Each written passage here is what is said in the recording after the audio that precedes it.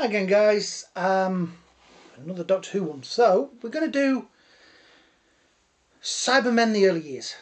This is going to be the black and white era. Mostly Patrick Troughton. But we're going to start with William Hartnell and the 10th Planet, which was his last story. Kit Pedler invented the Cybermen, him and his wife, who was a doctor. Back then it was the start of the things like artificial hearts and limbs, etc. And him and his wife were like shocked by this and slightly worried that this was going to be the future of medicine, that people were going to become almost robots and not humans anymore. The Cybermen in this are incredibly creepy because they are just, they've got that hint of human. All the only way that they talk is it's just somebody in a stocking over the face, and and that's it. I mean, you've seen them at the end of season 10 and those last two with Peter Capaldi. That's what they looked like, and they were incredibly creepy. You could even, if you watch it, you can even see eyes. You know, just see their eyes in it, and it does creep you out. And I think that's what the modern Cybermen, particularly in the modern era, have lost, because they've made them into robots. Because then you can destroy them and nobody cares.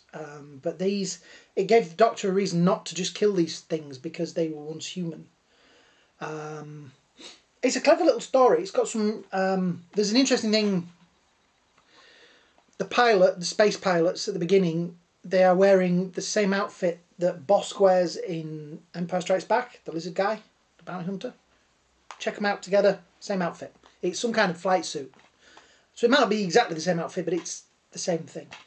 The pilot, one of the rocket pilots in it, is a coloured gentleman, and he was quite amazed to be picked to be a pilot, because back then, you know, the world was a different place, and apparently William Hartnell wasn't very fond of him. He was a bit racist, but that is the past, and sadly that's how things were.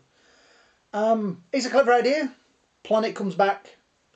It's the 10th planet. It's Earth's twin, but where we've developed into this, because this has been out into space and everybody's got cold, and they've made themselves better. Like I say, the outfit's incredibly creepy.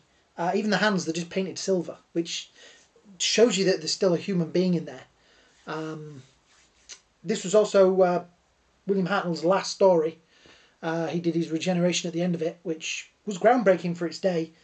It is kind of weird because he's ill for the last maybe 2 episodes, and he was ill in real life, and they just got his stunt double to lay sort of in bed for him and gave the lines to different actors and things. But it is one that is quite good to watch. It is an interesting story. Some of it is missing. So it is, some of these are animated, but it's worth a watch. So next came the Moon Base. Again, we now have Patrick Troughton. The assistants from the previous Ben and Polly move over, and so does Jamie. But the guy that wrote and directed this didn't like Jamie, so Jamie's knocked out pretty much in the first episode, and you don't really see him until nearly the end. The Cybermen are redesigned a bit in this, and I have to admit they lose a bit of their cool because they just become slightly more robotic. There's some very clever. This was the days when the great race to the moon was on, so anything to do with the moon, this is a moon, obviously moon base, was very in.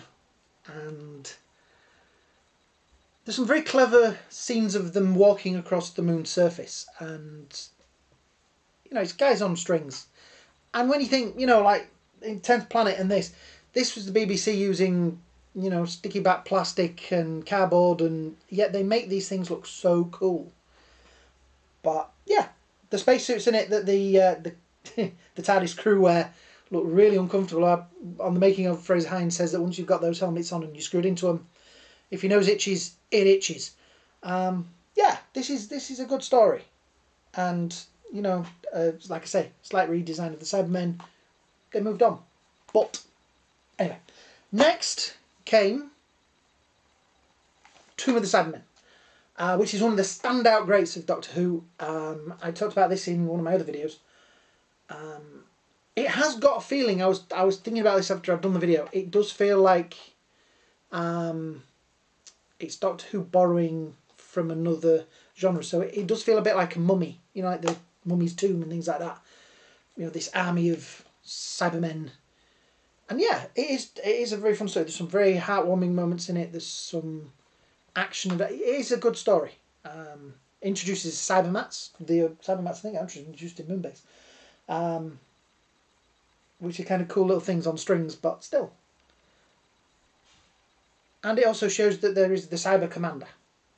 So after that, they appeared in Wheel in Space. But unfortunately, Wheel in Space is a lost one. I think there's 2 episodes of it exist.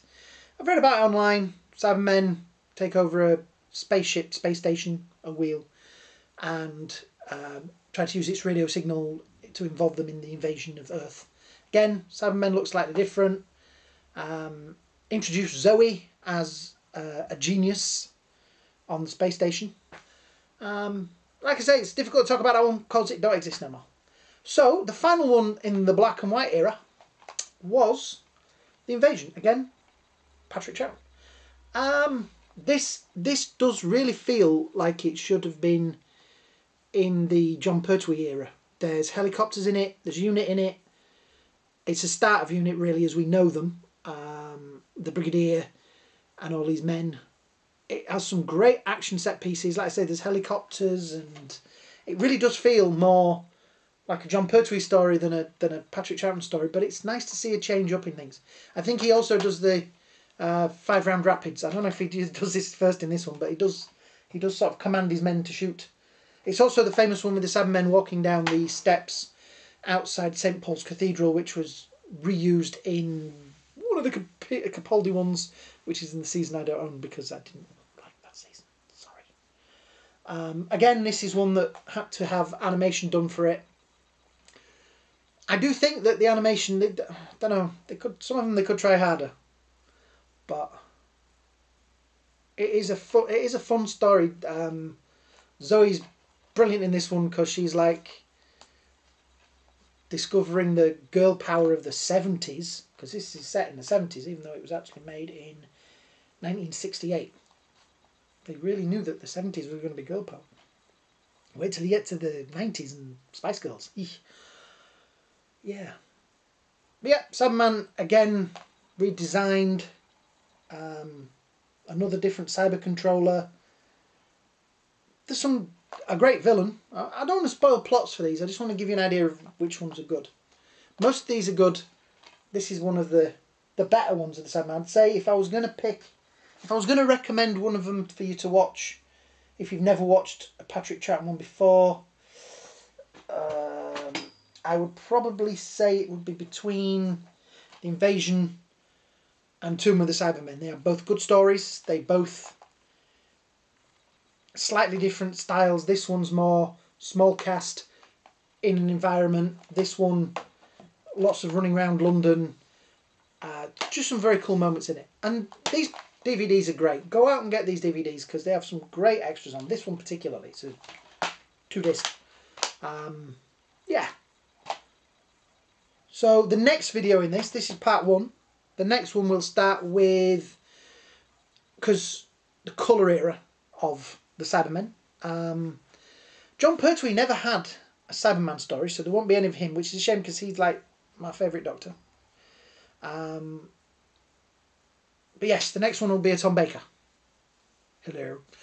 So, yeah, if you've enjoyed this, you'd like me to do some more of this, let me know.